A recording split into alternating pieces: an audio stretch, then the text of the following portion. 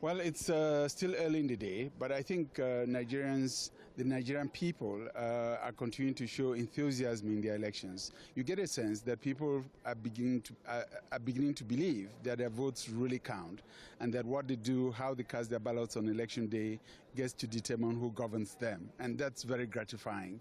I have witnessed, I've observed every election in Nigeria since 1999, and I've seen the progression of citizen interest, and so that's an uplifting component of the electoral process in Nigeria. Now, let's take a step back to look at, you talked about having followed elections in Nigeria since 1999. When we track the number, I know you not only deal with the numbers, you see people come out to vote physically, so you're able to stand in the middle and merge the two. But when we look at the numbers, according to INEC figures, it does look like the number of voters who register versus those who come to vote over the past years since 2003 has been on the steady decline compared to what we saw at the last elections in 2015. What factors do you think might be responsible for this seeming voter apathy that the country has been seeing? Well, it's true that we'll have to wait till the end of the day to get a sense of the voter turnout.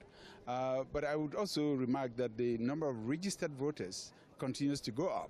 In fact, just between 2015 and 2019, we've had about 14 million new Nigerians who've registered and who are now on the voter roll. So there's an interest in the process. We just need to figure out why that interest doesn't necessarily translate in a high voter turnout on E-Day.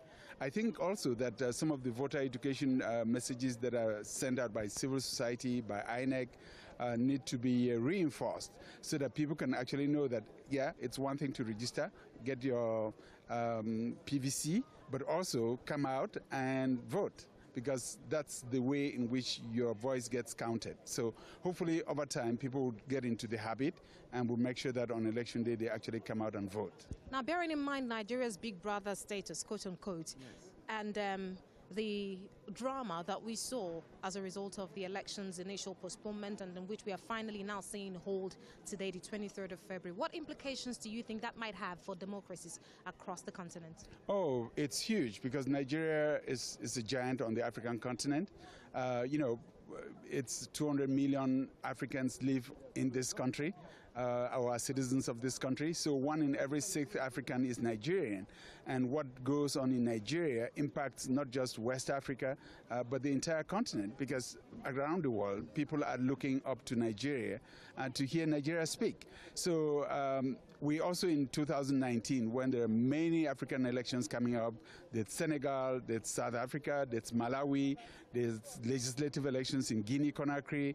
And so what transpires in Nigeria can set the pace for what gets to happen in other African countries. And that's why it's extremely important that Nigeria do the right thing, because we expect Big Brother to play in the first leg.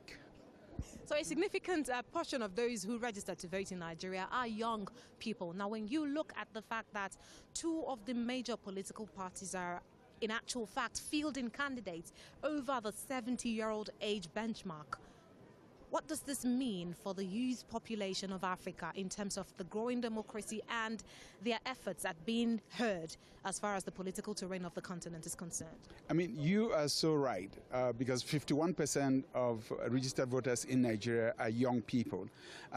We've seen the Not Too Young to Run campaign, which led to a constitutional amendment to reduce the age limitations for young people who are interested in politics. So I think you also see the activism within Nigerian civil society organizations, young people, women. They're all trying to kind of break the glass ceiling so they too can get access into elective office. And many people have said also that the 2019 elections may be a transition election, because in 4 years, all of these young people who are now very active in civil society would then be candidates themselves.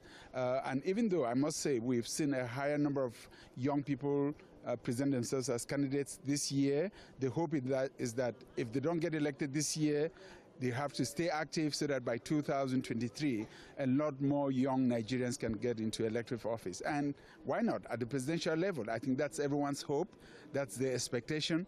And knowing the dynamism of Nigerians, I'm hopeful that that dream will come true sooner than later.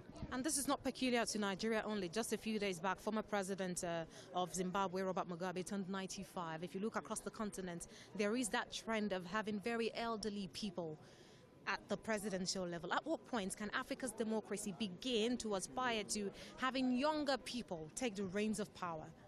I think we in fact have to encourage our young people to stand up and be counted, to stand up and ask to be counted, because if we keep waiting, we'll wait forever. You mentioned Robert Mugabe. He was preparing himself to get another term. There is Bouteflika in Algeria. He's on a wheelchair, but he's waiting to get another term. There's next door, Paul Biya in Cameroon. He's 86. He just got a 7-year term. And I think that's what is revolting about the renewal, or the lack of renewal of political leadership in a number of African countries. The good news for Africa is that the African youth, the young people of Africa, have said enough is enough, and they're going to stand up and be counted, and they're sending very clear messages to elderly leaders that there's life after the presidency, and either you prepare your country for a smooth renewal of political leadership and you get respected for that, or you sit tight, as my Nigerian brothers and sisters will say, and ultimately the youth will push you out, because there's no stopping this momentum that we're seeing across this continent in a whole host of African countries. Bearing in mind what you said about sit-tight presidency, it's election season across the continent. I could safely say that Nigeria today, Senegal the day after, there's South Africa, something with the ANC in the talks, and you didn't mention a couple of other countries in Africa. What new theme would you say Africa needs to focus on as the continent continues to work on improving its growing democracy? That one singular thing that could be the changer, the change in the dynamics of democracies across the continent, what would that be? Sure. You know, elections do not a democracy make. They are an important pillar, but it's only one of a series of toolkits that we have in our toolbox to strengthen and really deepen democracy on the continent. The one other thing that I would say is accountability. The fact that once leaders are elected, they should know that they are accountable to the citizens. They should perform their responsibilities in a way that can help meet the needs of citizens, so citizens get a sense that democracy can deliver, that democracy is having an impact in their lives, that democracy is raising their standard of living and improving their well-being. Without that level of accountability, then we keep going through elections, we keep electing corrupt leaders, and corruption deprives the African youth and Africans in general of a decent well-being. So I would say accountability and respect for the rule of law, because that provides a level playing field for all citizens, be they elected officials or ordinary citizens.